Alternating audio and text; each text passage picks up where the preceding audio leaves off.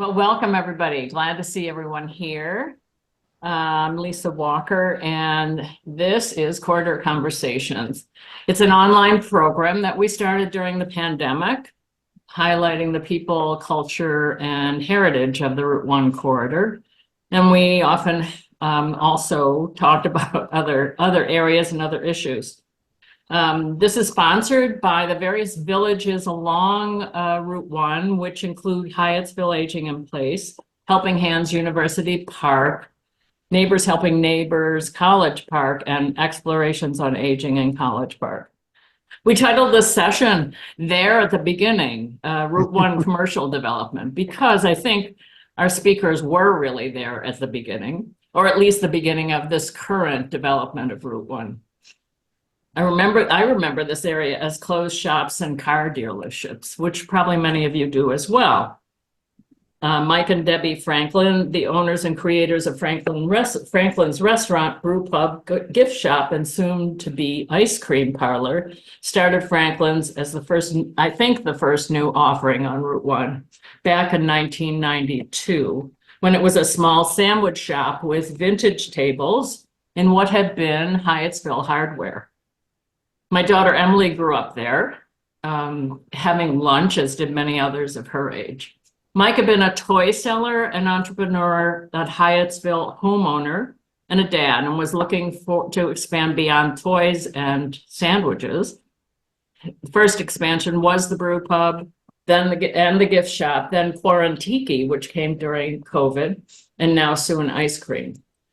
Around the same time, I think they may disagree on this, about who was first. Peter Shapiro was a Brentwood, Maryland city council member thinking about how to bring towns along Route 1 to new life. He later was elected to the Prince George's County Council, and as council member, he led many revitalization efforts, including, and most notable, was creating the vision and spearheading the Gateway Arts District, a public-private nonprofit revitalization project which brought, I think, something like 500 million new investments along Route 1.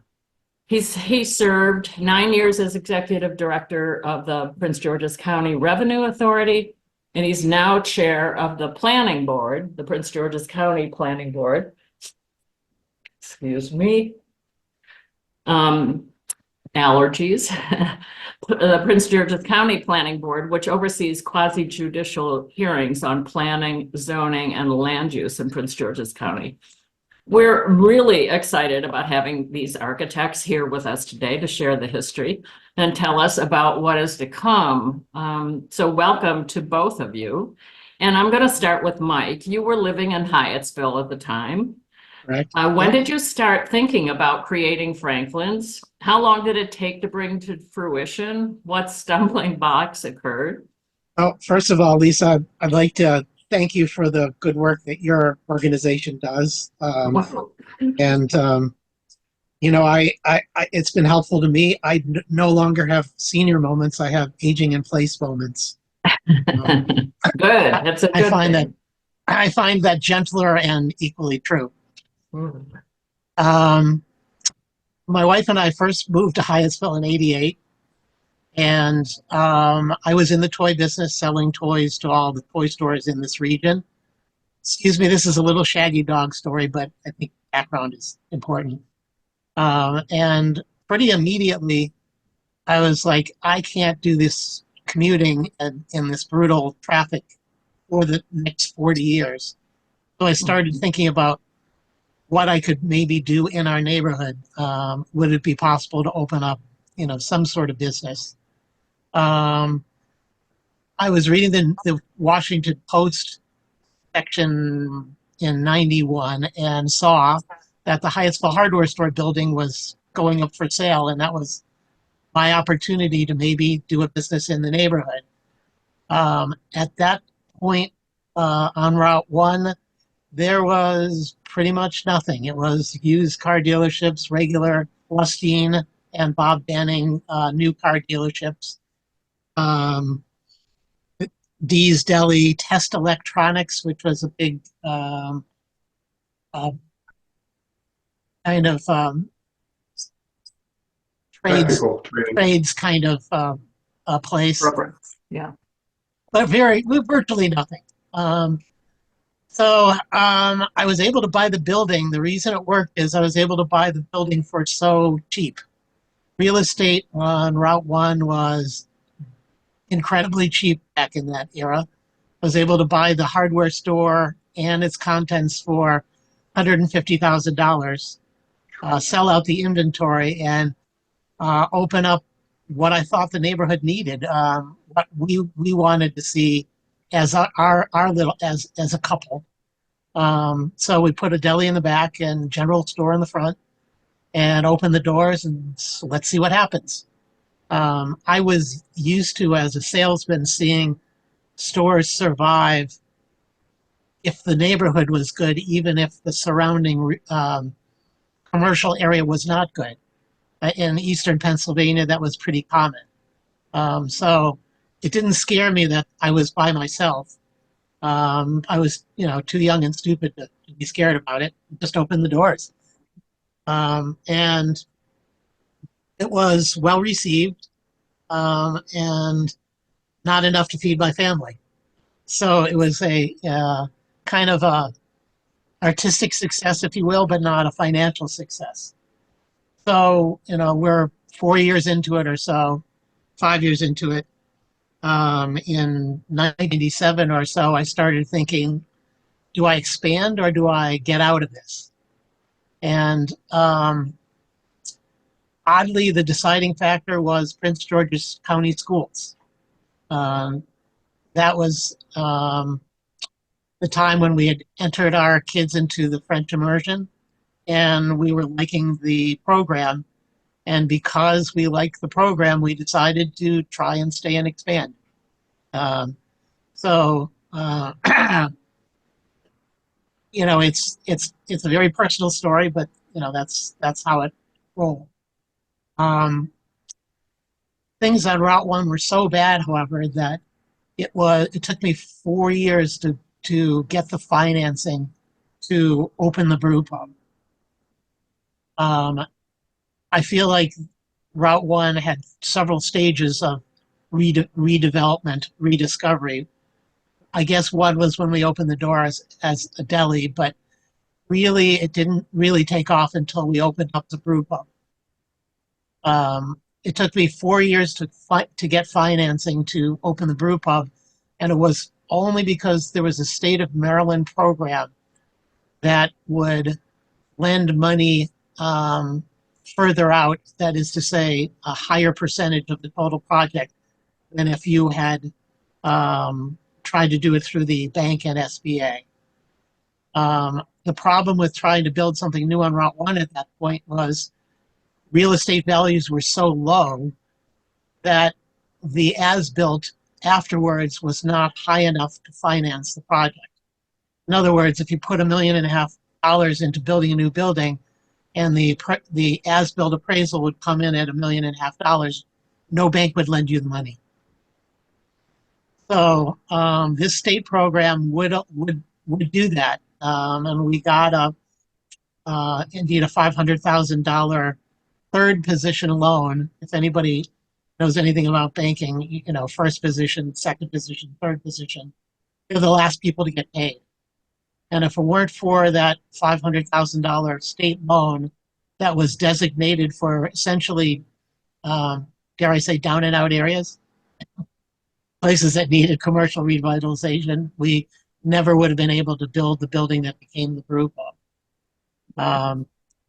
I feel I'm wondering, Yeah, Mike, go ahead. I'm wondering when Peter got involved in this. Okay, well, it was, I think I just asked Peter that question. The ideas around the arts district kind of formed in the mid 90s. We opened in 92.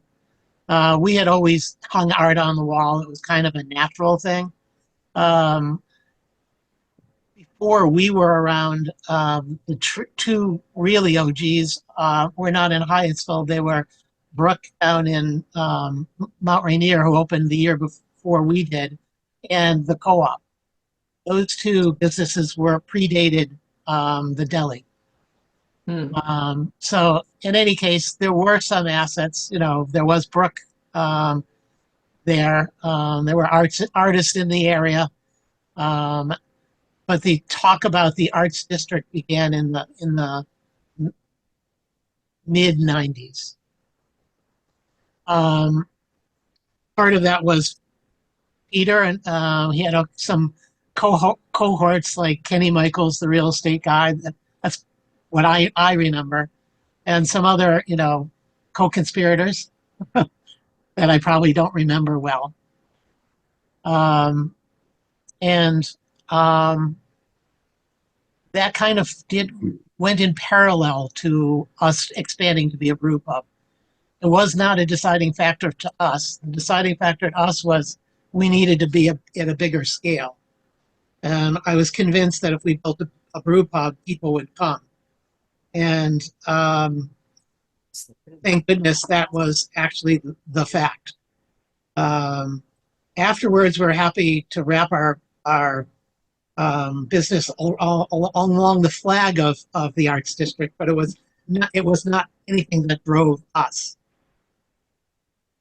Um, so I think the next phase, as far as I'm concerned, that really changed the face of Route One was the EYA development that kind of proved the point to bigger players that you could make money by being on the Route One corridor.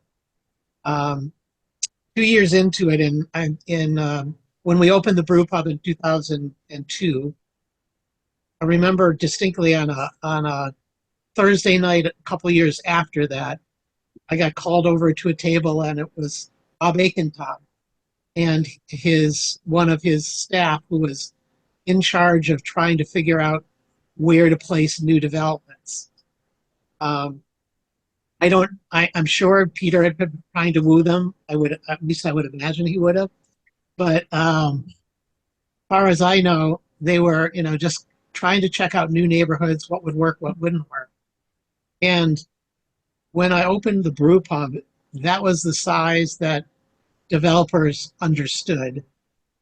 So they looked and they were seeing us have a wait for a table for half hour to hour wait on a Thursday night with what appeared to them to be the types of people that would buy their row homes.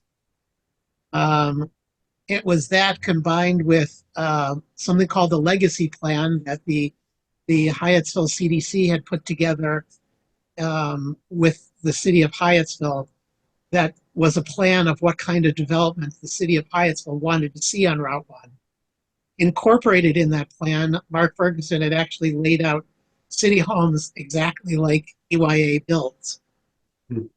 So what EYA saw was, and this is how developers think, they want to make sure they make a profit and they want to make sure there's at least the least amount of brain damage while they're doing it. So if they can find a place where they think they can make money and not have opposition and be able to navigate smoothly through all the governmental processes, that's a likely project to have built.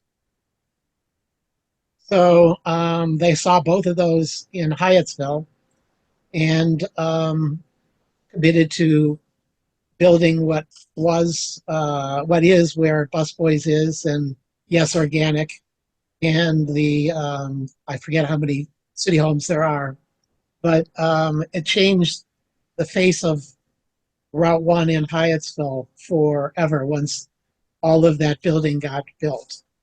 There were a lot of hiccups. It was supposed to have been done before the great 2008 recession, and was going to, but the city of Hyattsville had been initially very easy to get along with, and then kind of decided they wanted more and more concessions from EYA. And by the time all of those concessions got negotiated, the crash happened. So EYA to this day is still, I think, a little bit bitter about that, and vowed that they would never come back to Prince George's County. Maybe they've softened since then, but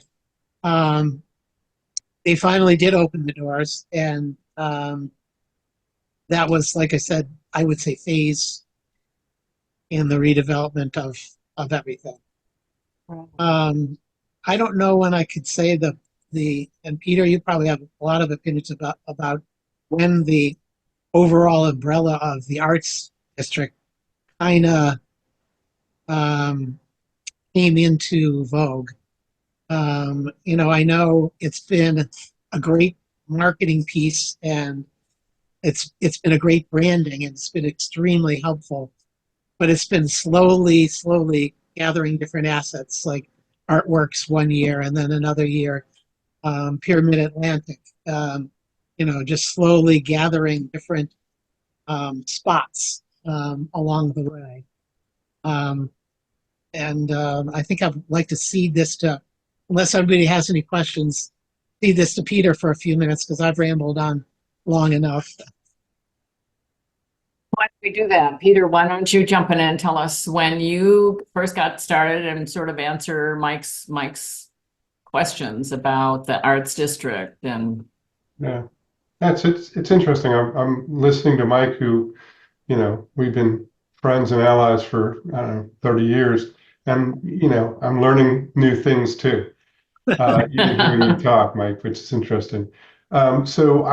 We moved into Brentwood in 1989, and we moved into Brentwood. We were looking. This was my ex-wife, but her family was from Baltimore. Mom was from DC. We wanted to live someplace in between, and we wanted to live someplace that was, just had some flavor to it and diverse community, and we also knew about glut. well, right. I would say probably, if I had to say the one thing that brought us to Brentwood was living close to Glut. And almost as soon as we moved in to our tiny little bungalow that actually just went on the market. I'll tell more about what has happened to housing values later, but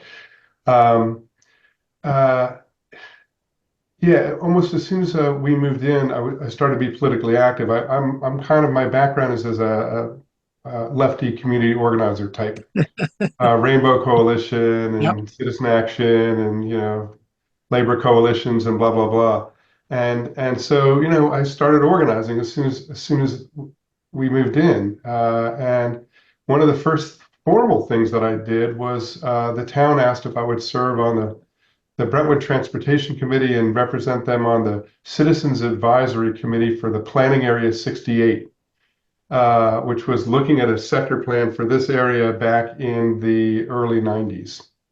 And I go in that room, and who am I sitting next to but some hippie guy named Mike Franklin. And we hit it off, and almost right away, Mike is saying, "Yeah, I got this idea for a little restaurant." And so I had the absolute pleasure of sort of living vicariously through him as he went through this whole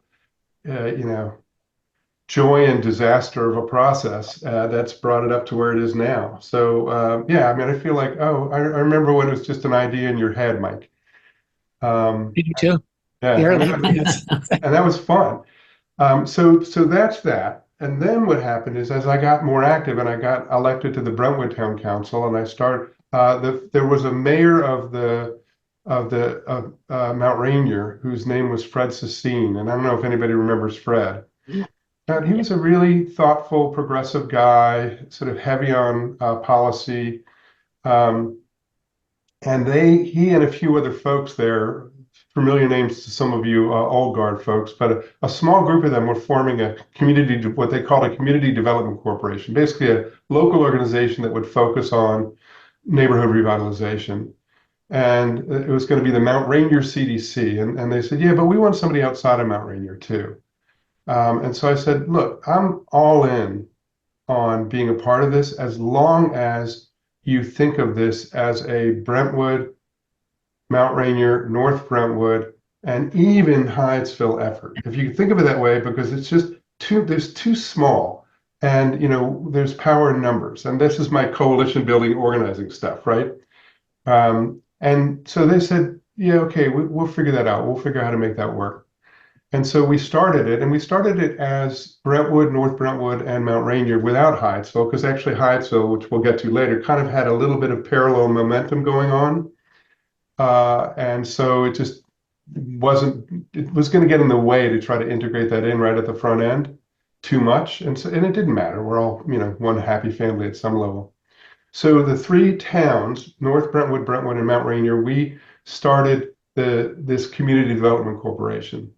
And it was a small group of us. And if you know anything about the local history, the kind of division that we see in our communities is not light and simple, right? Brentwood and North Brentwood were founded along race lines. I did research when I was a student in Maryland. I did research on all this, and there was an active Klan chapter in Brentwood up until the 50s. And there was, absolute clear discussion around when you're forming the boundaries between these two towns, you had to make sure that all the black families were over here and all the white families were over here. And that's why the line between the two towns jogs like this, because they were carving out white and black families. So all that's to say, there was a lot of work in building trust and building community across these three municipalities. And it was like a 2-3 year effort of that kind of organizing and trust building to get everybody aligned around a common collegiality, common sense of purpose. And then the work became, okay, what are we going to do? And right around that time, we saw what Mike was doing. We had Joe's Movement Emporium, Brooke in Mount Rainier. And there was this sort of at the time, a very hip, trendy way of looking at community development, which is called asset-based community development. And the whole idea was look at your strengths, build off your strengths. Don't worry about the grievances, don't worry about what's not there. You'll deal with that. Identify your strengths, build off the strengths. And so I remember sitting around and a small group of us at the CDC and saying, so what are our assets? What are assets? And somebody said, it might have been Brooke, it might have been somebody else said, well, we got a bunch of artists who live around here. What if we call ourselves an arts district? Oh, And we were like, oh, well, that's a good idea. Let's do that. And I'm talking like a handful of artists, right? But they were living in and around the community, and it was a sort of a unique identity. We also recognized a few things. One is that market forces were not where they were for us, right? The market looks at communities like ours, as Mike described in a very micro way, but perfectly. And the market does not treat us as favorably as we would like. Diversity is actually a problem for the market in lots of ways. But when it comes to the arts, diversity is an asset, right? Diversity makes the arts and the arts districts kind of cool. You want an arts district to be kind of hip, trendy, racially, economically, ethnically diverse. It works. And so we hooked onto that right away by researching it and saying, well, actually, this could be something here. It could be a strategy. And then the big thing, we said, well, so what do we do next? And we said, what if we have a coming out party? What if we have a Arts District Summit? And this was like in 98 or 99, I think. Yeah, right around that. Because I got elected to the county council in 98, and we were starting the organizing before I got elected. And then the Arts Summit happened right after I got elected, I think. So we organized it at Northwestern High School. We had First Lady Frances Ann Glendenning be our sort of speaker, because she was very into the arts. And then Brooke had this transformative connection where she said, there's this nonprofit out in Minnesota that builds housing for artists. that's it. Yeah. And Brooke said, what if we bring them in and have them talk about what they do? And I said, I think I just got elected at this point, because I said, I think I can get money from park and planning. Before I was there. I said, so I remember a conversation with the then chair and the head of the arts and cultural heritage section. Said, look, all I need is $3,000, and really that's all I need, and we can pay for them to come and speak. And so I said, sure, okay. So we had this summit, and it was a kind of an almost all day long thing, and we had Art Space speak, and then all of a sudden it just took off from an idea to all the local elected officials were all hyped about it. The municipality saw it as real potential. And then the big transformative thing was getting then County Executive Wayne Curry to not think this was insane, which he did at first, and I love him, but he really thought this was insane. And we said instead, look, just what we're looking for is a catalytic project to change the perception of the market so that market forces will kick in a different way.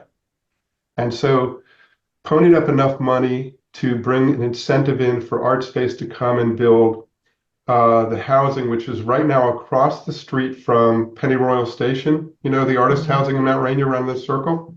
Right. And so we, with very little money, we helped acquire the property, partnered with ArtSpace. It became 47 units of affordable live workspace for artists in perpetuity, well, virtually in perpetuity, affordable. And the entire strategy was to find a catalytic project which would change market perception. And not just coincidentally, about a year and a half later is when Mike, the Michael companies assembled well, they had begun assembling earlier, but they had assembled the rest of that property along Route 1. And they went out, not me, they went out and found EYA as the development partner. And they said, we're going to do Arts District Hyattsville. And at first we're annoyed. But then it was like, this is exactly what we wanted. A catalytic project, change market perception so market forces kick in, and then boom, it took off. And to Mike's point, that was right around the Great Recession and things slowed down in all sorts of ways. But you know, slow and steady and additional county investment. When I was at the Revenue Authority, we were the major funder for the two Brentwood projects where the mixed food hall is and the one across the street. So those were also some government incentives, all sorts of public art, trying to bring incentives to other arts organizations to come in, like the Pyramid. You know, every one of these is its own story. And then all of that competing with the perception that, and this is complicated, but that there are many other parts of the county that are being shortchanged. And so it was always a battle to say it is in the county's interest to invest here and get some critical mass and change market perception. But for Central and South County leaders and community leaders and politicians, they're always like, why are you getting all the goodies? And we can look around and say, wait, these are all the goodies? But compared to where there are in other parts of the county, you know, I get where they're coming from. So now the challenge is how to do versions of what we're doing in other parts of the county, building off their assets and their strengths, which is a whole nother story. But the short of it is the Arts District has just continued to grow. The Riverdale Park Station, clear as day, they were able to do what they do, and they saw the potential of what they do, in part because they saw all this quality, because of Mike and all this other quality development down the road, and said, look, clearly there's a market for it. So that's you know, maybe a medium short version of what brought us to this point. And I've got it as we look toward the future, you know, I have all sorts of things that I think have potential to continue the transformation, and I'm happy to answer questions and delve into that as well. But Lisa, I will stop there. Hey, let's see. I have not seen many questions in the chat. I'm wondering if you want to just talk a little bit about what the pandemic did in terms of development, in terms of kicking you in the butt or stopping you short or helping or making you find other sources of funding. You talking about me or Peter? Well, I'm talking to you, but there must have been impacts across the county as well, Peter, that you are aware of. Sure. But Mike, you lived and breathed it. Yeah, I live breathe it. But you know, we were all going through it together.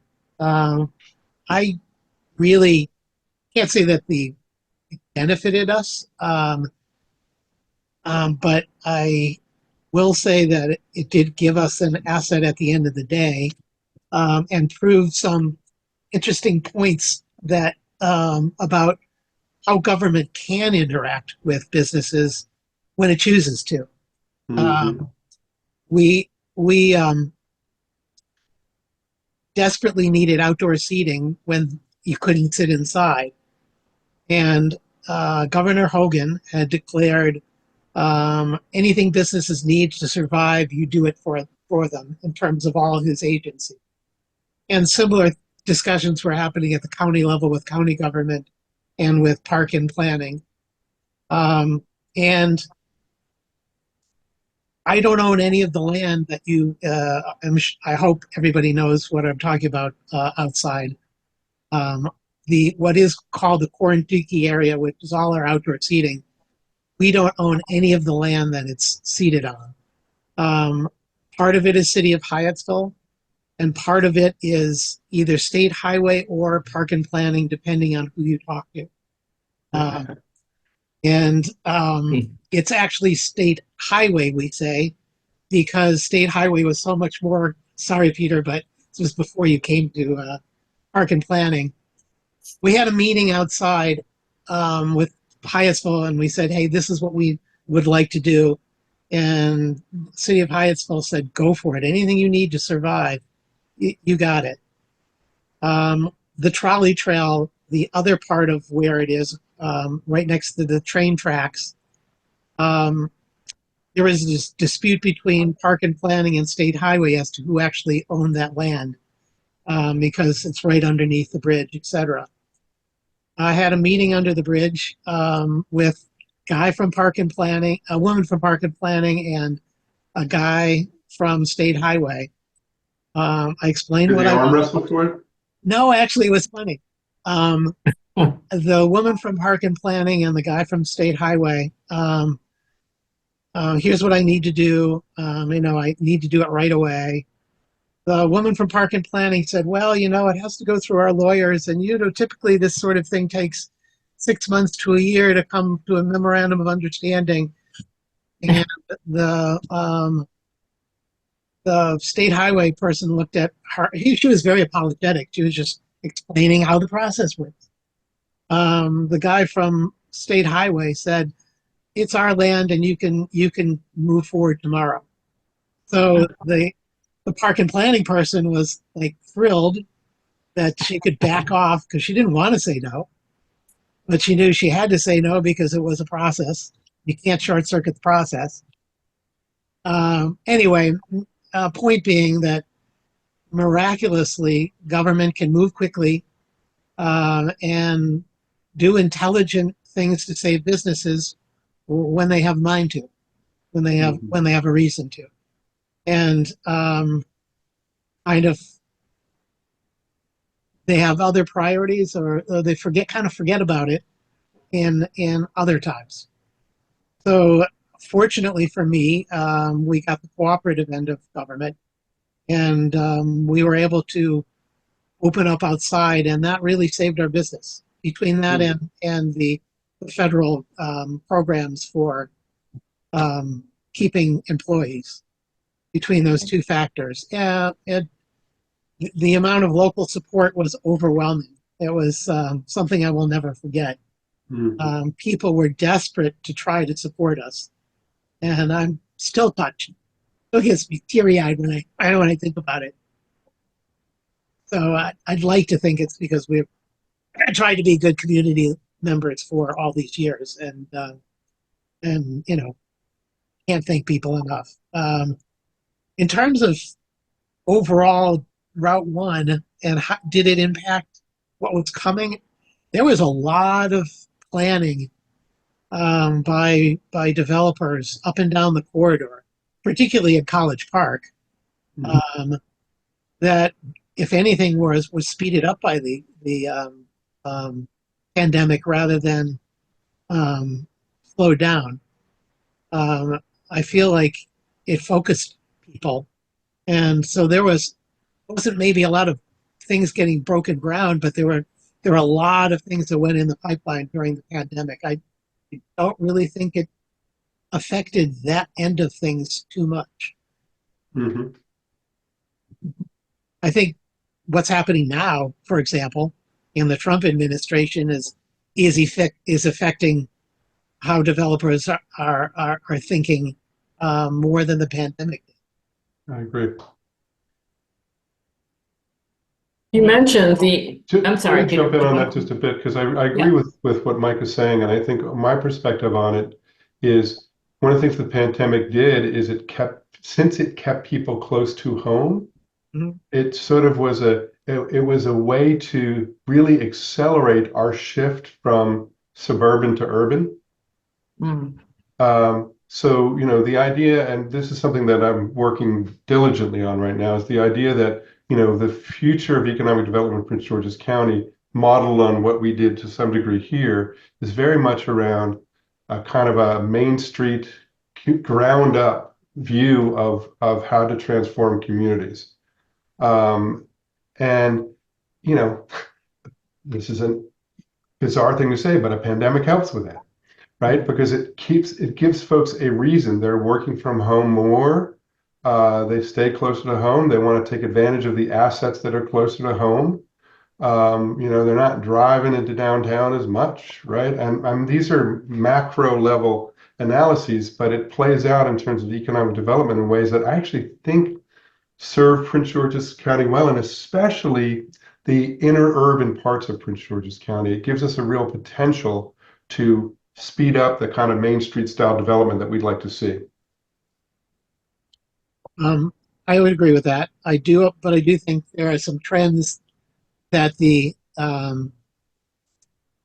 pandemic started, and and have and will forever change the dynamics of what kinds of businesses there are and the number of businesses. It accelerated the decline of retail um, by years, because everybody for 3 years had to buy everything on Amazon, and the what was already a trend just got pushed that much faster. Right. Yeah, that's right. And so, there are a lot of, people, oh, we need a bookstore, we need a this, we need a that. Um, Nobody's opening those kinds of businesses anywhere, let alone in a B or C market that we are. Um, Right. that it's and the amount of space that's going to be needed for retail has shrunk at the same time as one of the blueprints for urban development in everywhere in the country has been mixed use. That's been the mantra, which I firmly believe will have to be rethought and re-examined as we go along, because it just is not.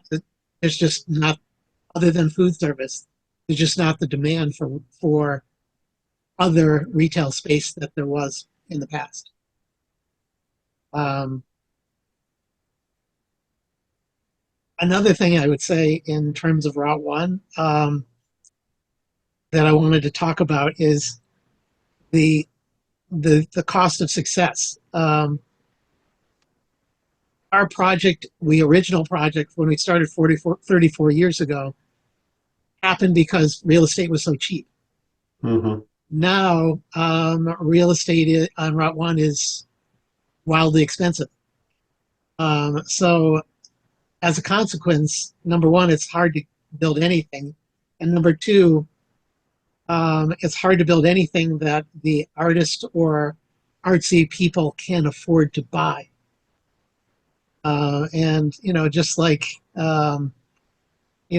Soho in New York was great until everybody pushed out and moved to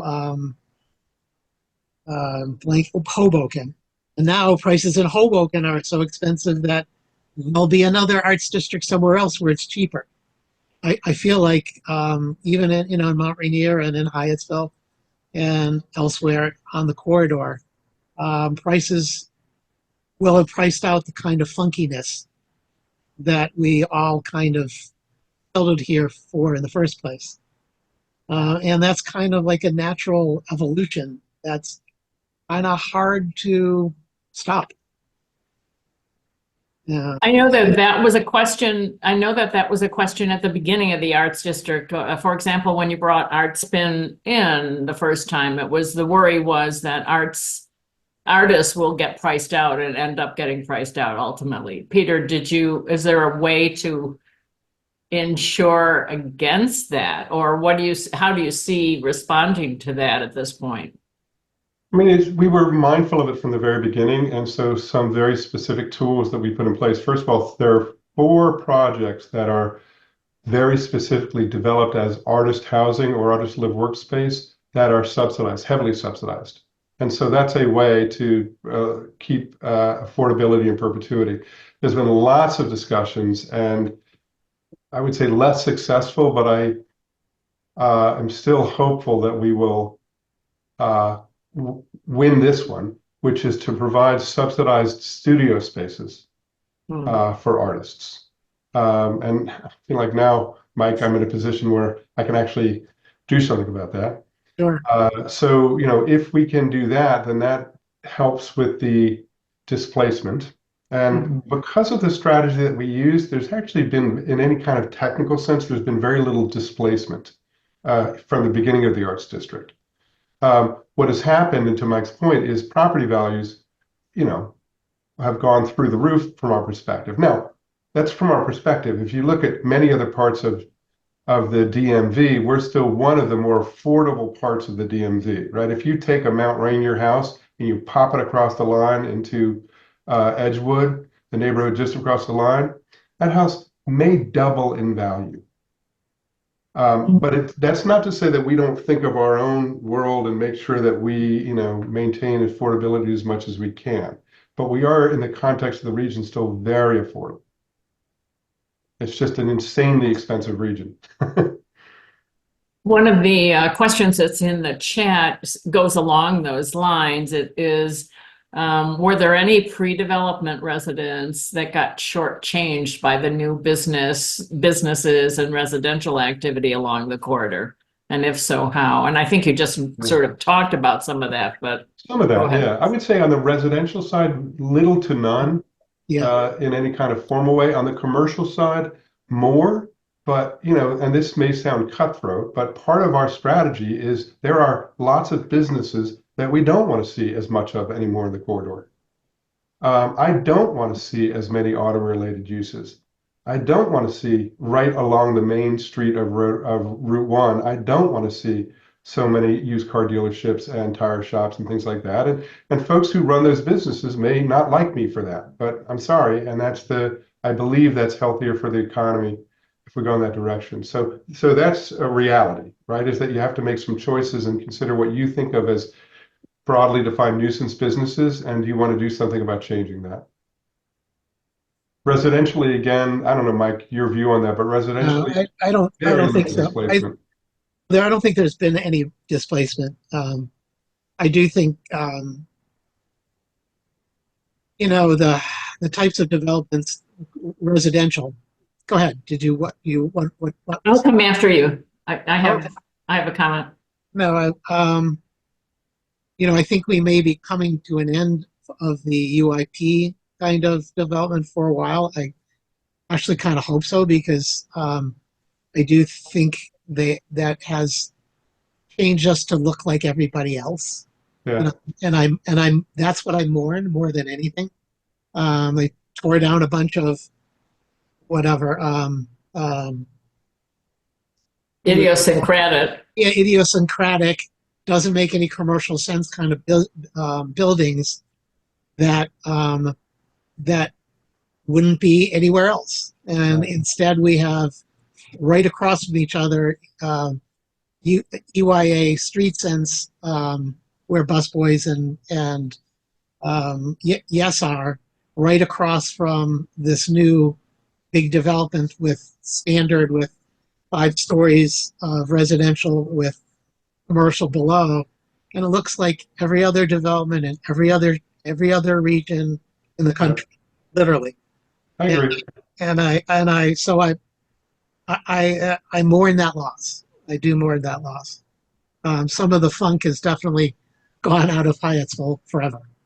I would say one of the things that I would fight tooth and nail to stop, and I think we would probably be aligned around this, is to not let too much more of that happen in the wrong locations.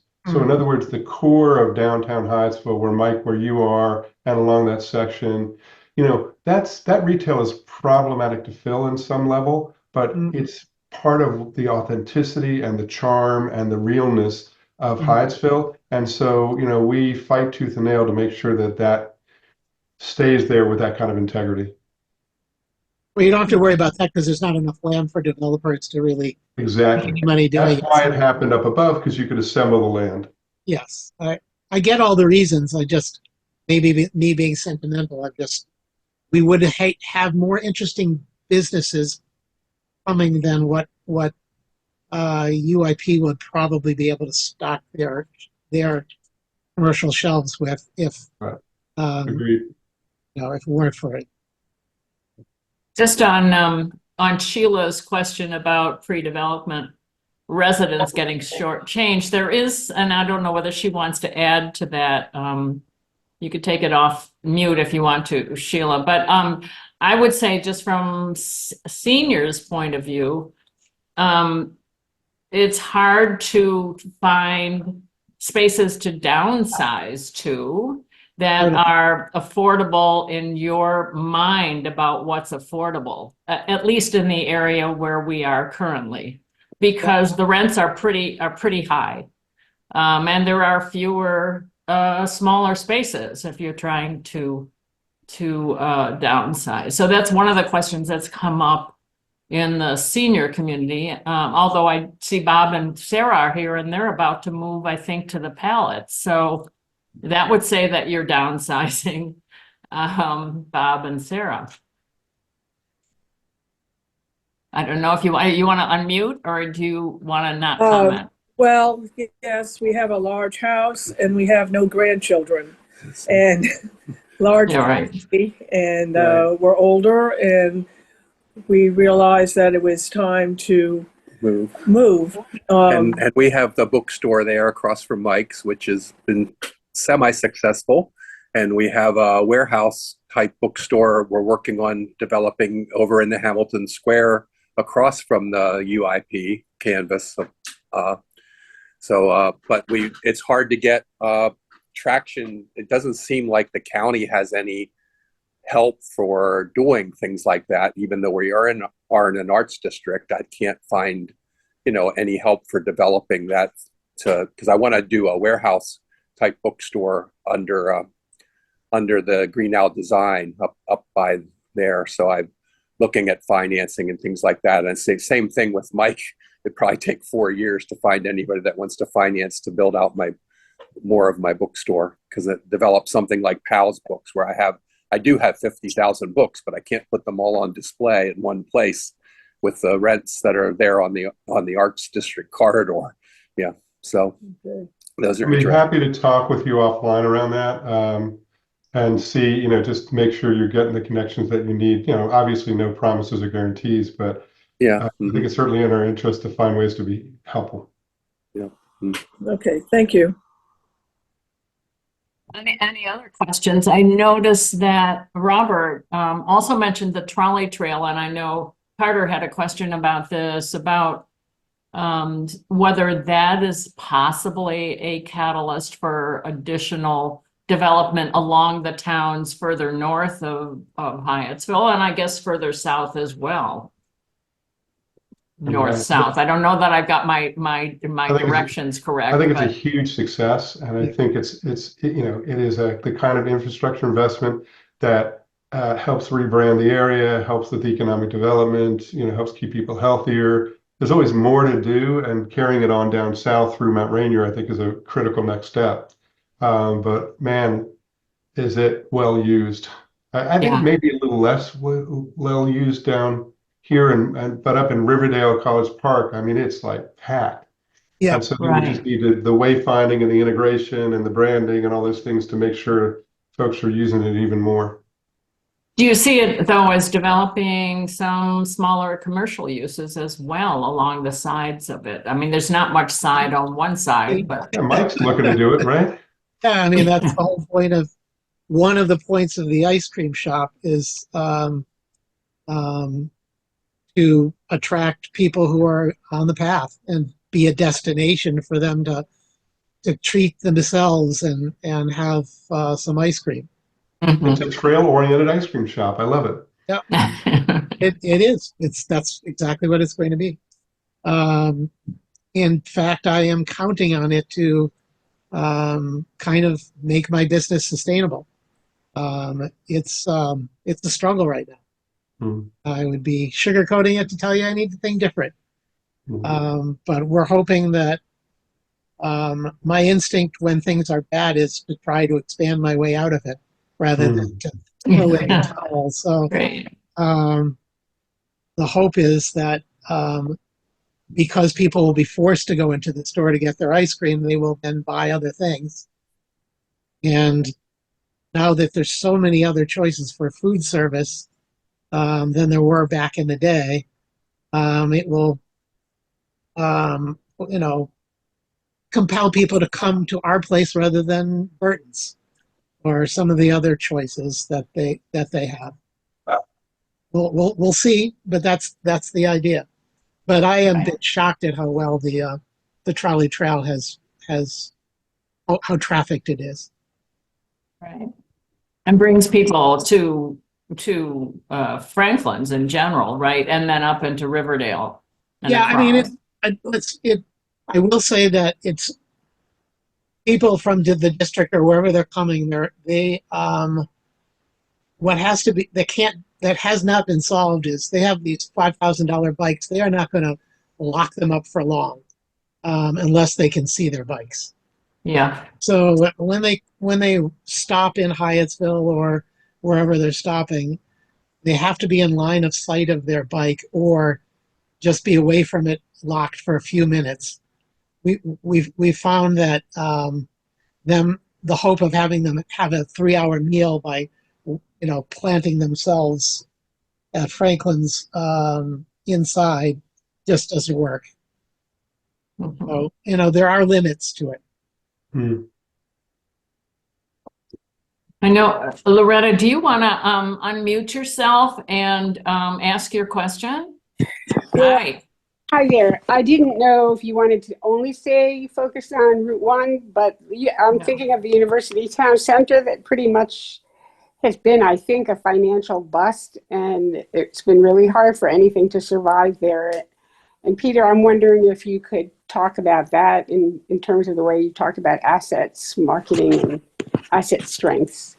Yeah, I appreciate that question a lot. I'm at a bit of a loss around why. I think there's some research, some studying, some thinking to do about why this sort of that retail core at University Town Center never really took off. I mean, to be blunt, I think part of it was some bad leadership at the time, and the developer who sort of designed it in a way but didn't really think through what you have to take to really activate the space. I think there's all sorts of access issues.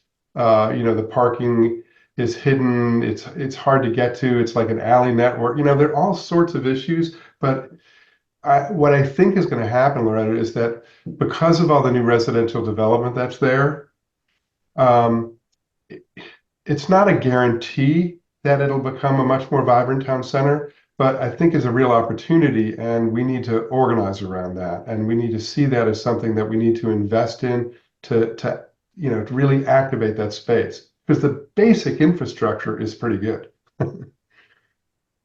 So that's my thought and hope about it, and I'm actually, I'm really into diving in around that. If you and other folks want to sort of be a part of that conversation, I would love it. That's great. You do have somebody with a hand up.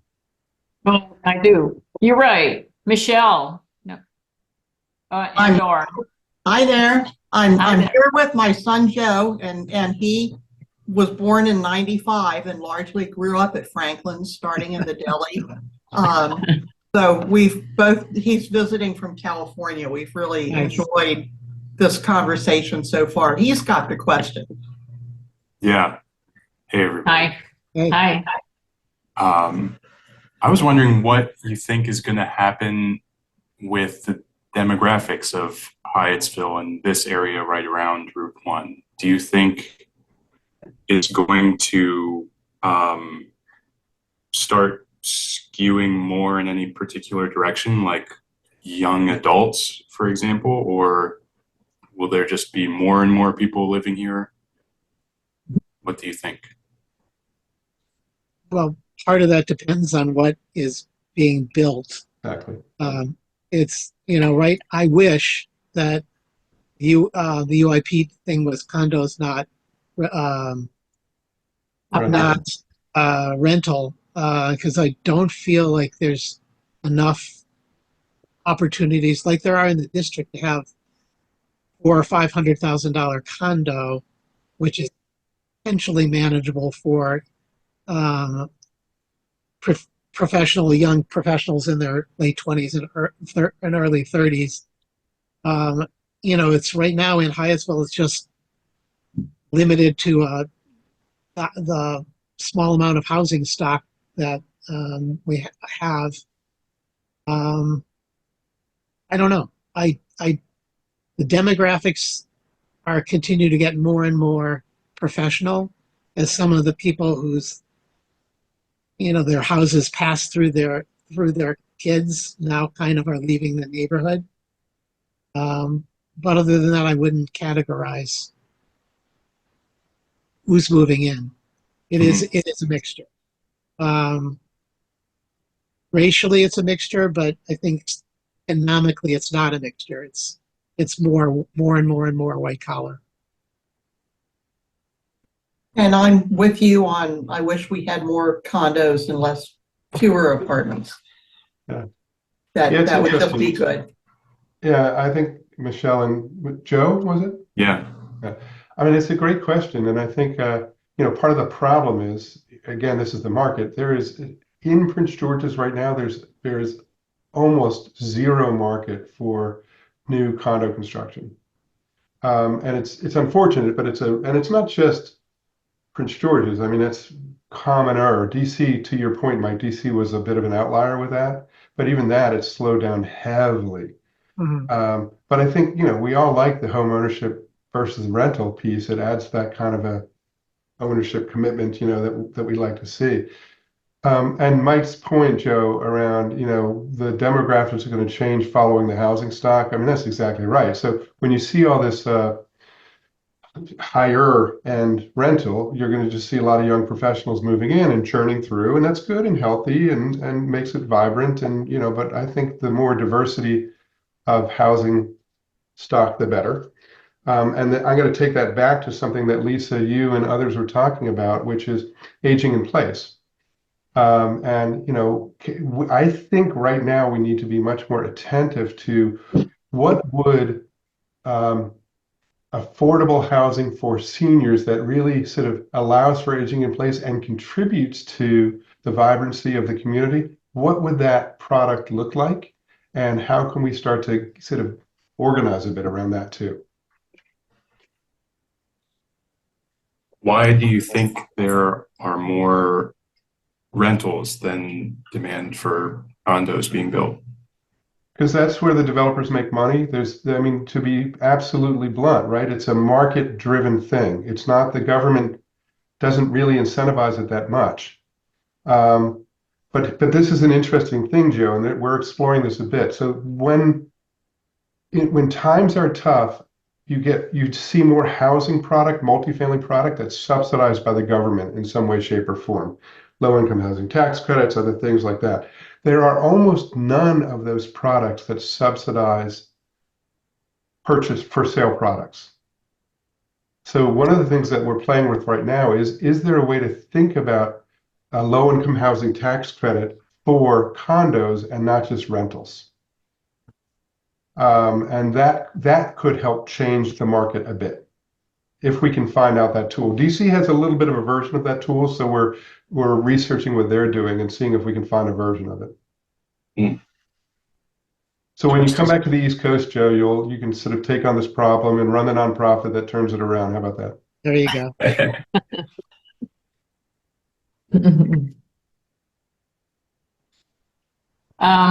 Questions here. I see, I don't know who that is. Thoughts on new development along Bellcrest and the University Methodist Church campus? Is it, yeah, First United Methodist. So that would be along 410 and Bellcrest. Yeah, I haven't heard anything about, unless I'm missing something, I haven't heard anything about that church looking to divest of it or any new development right there at that site. Maybe I'm missing it, but I haven't heard anything. No. We've got the new community center that the Hyattsville multi-gen that's going to be coming up where the existing community center is. That's going to be transformative. Right. I don't know. Have you all been tracking that project? I'm aware of it, and I guess the city council's been doing a lot of work on it. They've had a bunch of hearings. Monica Fisher mentioned it the last time she was here, I think. But yeah, but that's like 2020, end of 2026. And the community I mean, center. we're in the design phase right now, and the funding is there. It's just, but it's a slow process. Yeah, Right. we're probably talking about 18 months, 2 years. And then there are a whole bunch of Before we us cut the ribbon. gray hairs, a whole bunch of us gray hairs that use that community center right now who are thinking, where do we go now? I know. But I Right. think that's where we can think, we can think, how do we solve that problem a bit collectively, right? Let's not let that just be your problem. Let's let Parks and Rec help figure that out as well. It'd be an interesting community conversation about what the interim displacement issue is around that. Yeah, I think I raised that with Park and Planning, and the response is, well, we always have a referral process. I think we can find a way to be more proactive if we can. And we have lots of other facilities in the area, maybe not as convenient, but I mean, we do. We've got, 3 or 4 other community centers that aren't that far away. Right. That maybe we can sort of, build some connection around those. Question I see here, will the new community center have a pool? I think the answer to that is yes. Yes. And a comment that it includes family and senior oriented buildings, which is true. What's happening with what's Beth? I'm sorry. What Park and Planning owns? What was Beth Torah? Yeah. Yeah. We bought the new multi-gen is going to carry from the existing PG Plaza Community Center up through the synagogue. Okay. And a little bit behind it too, but being careful around the wetland, the green space behind it. Right. I'm looking for more questions. Are there any more questions? We've tired you out. Yeah. Yeah, you could keep talking. I mean, the other thing I'd say that I'd wrap up a little bit with is the future. Yeah. And Mike and I and all of you in your conversation been talking about the things that we don't want to see and be careful around and all that. And we're going to continue to do that. And I also want us to be aspirational about, what we would like to continue to see along this area. And for me, I want more audience development. I want more activities that bring people to Hyattsville and to the Arts District for the day and things like that. Not less sporadic things, but in addition to the sporadic things, Mike and I have been having this conversation for half of our lifetime, but if you've ever been to the torpedo factory, not to put you on Alexandria, not to put you on the spot, but you are now in a position where you have some power to have what is the county service building. County services building turn into an arts asset, and that's the goal. And there's lots and lots of politics here and money and complexity. But the short of it is, I would love our version of the torpedo factory right there in Hyattsville. There's parking there with a garage. There's an existing building. It becomes affordable studio space for artists, and it could be a way to spend a day having a lot more fun in Hyattsville. And then that would help support the other businesses, et cetera, et cetera. So for me, that's the next step, is that kind of a audience development, performance-y, gallery, much more larger, intensive kind of gallery space that can help us grow our economy and do it in a way that really works for all of us. Is that building being vacated? It's vacant now.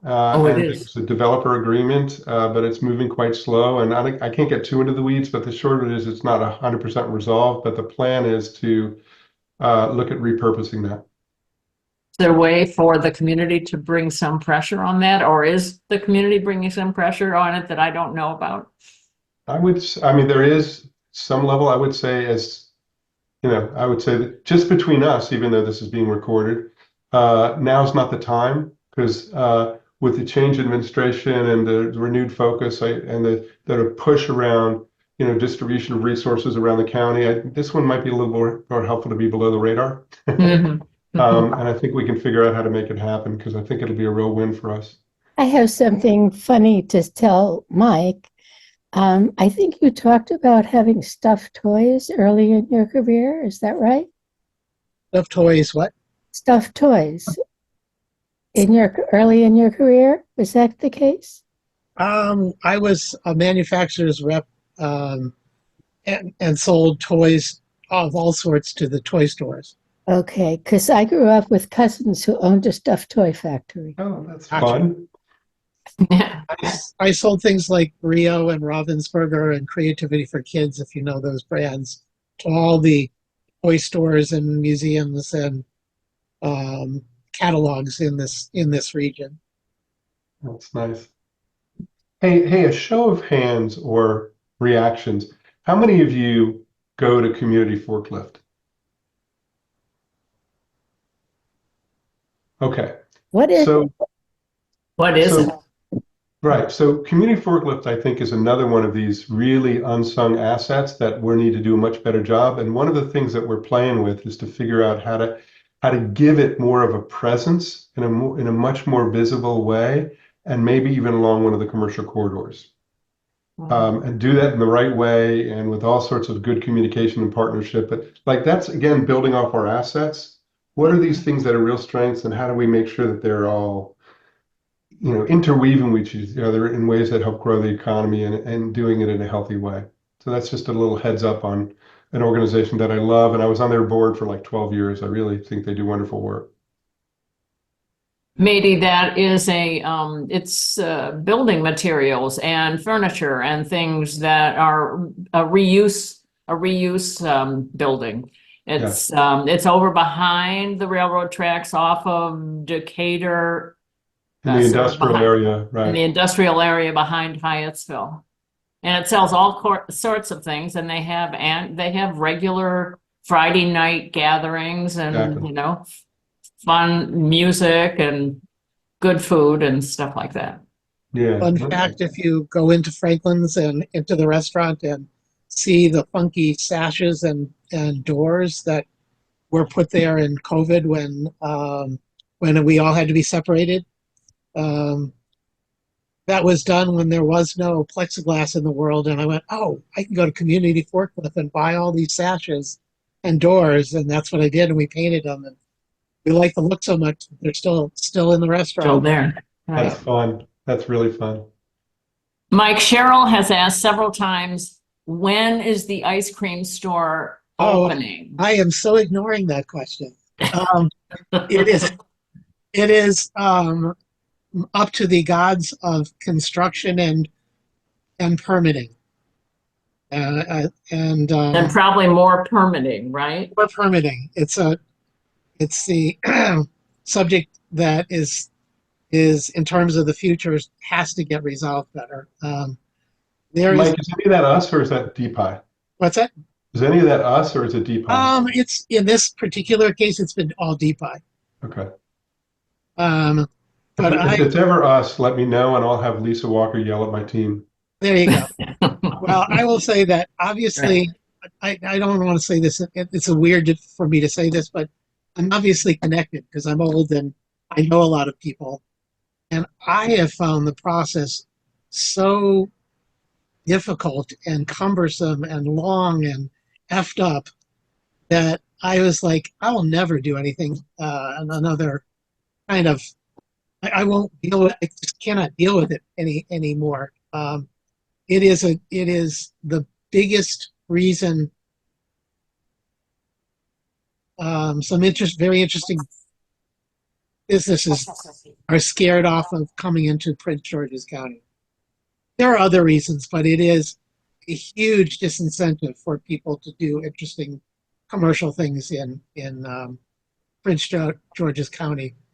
By all accounts, whether you talk to plumbing firms or architectural firms or electrical firms, or they all will tell you that the Prince George's County is more difficult now to do business with than any other jurisdiction.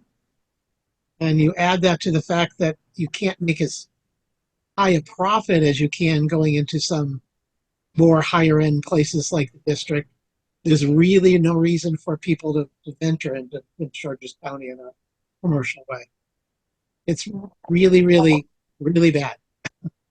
And to underline that, if any of you like Manifest Bread, one of the reasons why they are slow in reopening is for the same reason. They're Yeah. having difficulty getting their final UNO and their final permit. Yeah. How much of it is because we're in a majority Black county? None of And how it. much of it is because of that? Discrimination because of that, yes. You mean in terms of the DPI issue? No, in terms of just the nature of the people who live there. Who live here. I mean, I think the way race and class play itself out has much more to do with at the biggest level, it has to do with where market forces will or won't kick in, how we're perceived. Yeah. That's where I see race playing out in the most virulent way. The other way that I see it, which is complicated, but the other way I see it play out is that because we're in a community with, who by and large, we are, it can be a pretty racist country and a pretty racist community in lots of ways. And so are folks a bit defensive around that for understandable reasons? Heck yeah. And so sometimes it's like this sort of more of a deficit mentality as we approach government and cooperation, and because much more of a I have to protect my own, and that's some of this is between me and my therapist, right? But I think this the way it plays out systemically in the county is the level of sort of, I'm going to use a harsh word, but the kind of grievance politics, we get in our own way with that. I'm a But it's also understandable. so I've studied It's this. also understandable. I would say that 20 years ago, that was an issue that had to be overcome. Yeah. But when the Wegmans come and the Whole Foods come and they're successful, I think the squeamishness of some national players to come because of race unfamiliarity, I think, has dissipated quite a bit. I hope you're right, Mike, but I'm more in this way. I'm more pessimistic. I love living in a diverse community, but then I may be different from others. Right. But I will say the best we can do is not get in our own way and eat Exactly. I think that's what's more in our control. And also doing things like this, like what we're talking about here, being really strategic and thoughtful about how to change market perception makes a difference. Not the generic ways. I see that Arelis Perez has made a comment about DPI. Very articulate. It sucks. She said. It does. It does. I deal with this every day, every other day. It does. The investors hate it. People that don't speak the language hate it. And as articulate and as deeply invested that Mr. Franklin is, if he's overwhelmed, just think about the little people. Exactly. Yeah. But Great. DPI doesn't think they have a problem. That's also true. Yeah. I mean, it's an interesting thing is, first of all, I agree with you. And I'm a bit torn because I actually have quite a positive relationship with the director, and I think his heart's in the right place and he can be quite effective. But there's a culture within the organization which he's really struggling with. And I can say, Arelis, here's like my version of this with Parks and Rec or more planning, is that lots of times these organizations, and the one I inherited, for instance, really had a regulatory mentality, right? Its primary task was to sort of keep the gates and make sure all the boxes are, ticked. And it's kind of a looking at the task through a lawyer's lens and a regulatory lens. And that's not so helpful for us. It's just not. Lots of organizations like this are trained that way. But one of the things that we have done quite successfully in the planning department is we're a creative planning agency and we're an economic development agency, first and foremost. We have regulatory functions, but we're not run by lawyers anymore. I'm not a lawyer. I don't play one on TV. And that's not the culture I want for the planning department. And our new planning director is a creative planner, not an attorney. And so it's really beginning to shift the culture for the planning department and for Parks and Rec. And I believe, Aurelis, that that's the kind of transformation that we need to see broadly at DPI as well. And it's going to take some time and investment and commitment from the political leadership, because I'm with you in all the ways that it gets in the way. Absolutely. Everybody cannot maneuver momentum. So if you all can create a cheat sheet step by step, I get the reason for momentum. Everyone is not digitally connected. Yeah, for sure. And some people don't want to be. The fact that they can't get an appointment or get assistance, unacceptable. Yeah, agreed. I do think that Aurelis and Peter, I do think that I learned through this incredibly long process of getting I don't want to bore you with this, a permit to rebuild the porch that I already have. And all I was doing was laying a new floor. I think there's a way to get an appointment so you have somebody going alongside you in DPI. It doesn't get you done quicker, and I never did that until the very end. But it took me literally from the end of June until just before Christmas to get a permit to to lay a new porch floor down. Unacceptable because materials costs go up Crazy. on a monthly basis. And in the future with tariffs, we're going to see 30 to 40% increase. So we must do better, Mr. I Shapiro. agree. Yeah, but I'm, for whatever it's worth, that's not my shop. So I'm just an advocate like you trying to figure out a way to make it happen. It's a whole different world. But here's my conversation with them, and what I believe is the right approach to this is, if it's not, and Mike, you might like this too, if it's not a real health safety issue, which for 90% of this, it's really not the health safety issues, especially for your porch, let's have a really robust self-certification process, which other jurisdictions do. And what a self-cert process basically means, Lisa, is you sign a document that says, this is safe for promise to me. do it the right way. Yeah. And then DPI says, okay. And then if you don't do it the right way, it'll come back to bite you with fines, with, whatever, neighbors, anything could happen, but 99% of the time with a self-cert process, then it's just like, it's a little bit of a way of saying, it's in your interest to do this right, and we're going to trust that you will. Well, I will be real excited when and if the city of College Parks has its own DPI. Oh, wow. I'm going to challenge you on that. And I'm going to say that I would rather fix DPI than devolve it to the municipalities, because, God help us all. And I'm a former municipal official, but then the level of variation that you get and levels of professionalism and this scares me. Now, College Park is one of the bigger municipalities which would have more capacity, or else I agree with that. But I'm sorry, I don't mean to sort of That's attack at okay. it. It's just You're decentralization fine. sometimes can work if we run it correctly. Absolutely. All righty. Are there any other questions along here that I'm missing? Or anybody want to unmute themselves and ask one?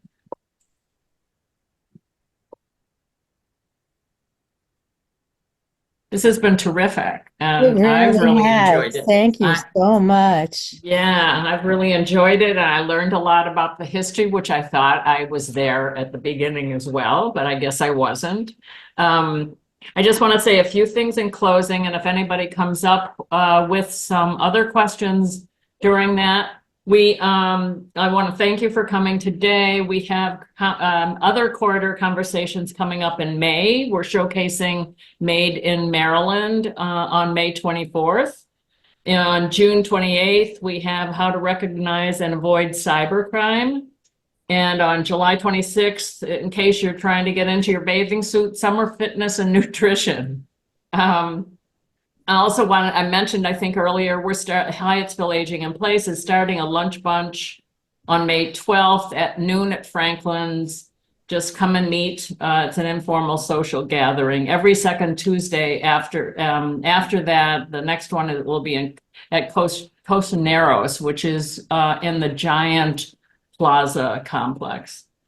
Lisa, Also, excuse me yes. for interrupting, but I just want to say the May program is May 17th, not the 24th. Because the 24th is Memorial Day weekend. And okay. Thank you, Mary Ann. Sorry. Thank you. No. Okay. I was so focused on the June 26th or 27th and what that was that Yes. Okay. And that's all we have here. I have others. Wait. I have thank you, Mr. Franklin and Mr. Shapiro from Arelis. Grateful for your time and services. Interested in knowing if, Robert asked, interested in knowing if multi-generational housing comes up in the age and place discussion. That's a great question. I don't know the all answer sorts to that. of best practices around multi-generational housing that really helps seniors and young people, and Right. maybe we're ripe for that as well. So is Mr. Thurston referring to ADUs? I mean, that's a version of that's a good point, Arelis. That's a version of multi-generational housing. I was thinking more intentional housing that is intentionally multifamily with seniors and younger people as well. We live on a street in College Park Woods where we have diversion of race, religion, education. What am I leaving out? Age. Age, absolutely. And Attitude. we all get along on this street. There are absolutely no problems on our street. I love it. I do. And Flawn says the Bellcrest plan, do you mean the multi-generational center, Flawn? Sort of heads in that direction, but it's not housing, is it? It is housing. It's 3 buildings of housing, 2 of which are partly subsidized family-oriented housing. And then there is, within easy walking distance, a single senior building. Where is that, Flawn? It's built around what's now parking lots for the First United Methodist Church between Bellcrest and East West Highway. Oh, it's all those parking lots. Really? I didn't know there was something going in there. Is that a rental or is that going to be I owner? didn't either. I believe it's rental. They're going to be rentals. He's correct. Pardon me. I should know. They're going to be Can somebody send me a link on rentals. that? Say again. So Pete, Somebody said, I can talk to my team, but I haven't even heard about this unless I'm missing something. If somebody could send me a link or a reference to it, I want to dive into it. There's been traffic on the Hope list within the last week about it. That's where I heard about it. All right. Flawn, what's it called on the Hope list, sir? I'd have to get back to the listing. I don't have that at the tip of my tongue. Could you send it to all of us, or to as many as you can remember? Thank you, folks. I have to run. I'm going to be pouring beer in Driscoll Park in about a half hour for the Hyattsville Anniversary Fest. Oh, we'll come see you, Mike. We gotta We'll set come up. see you. Right.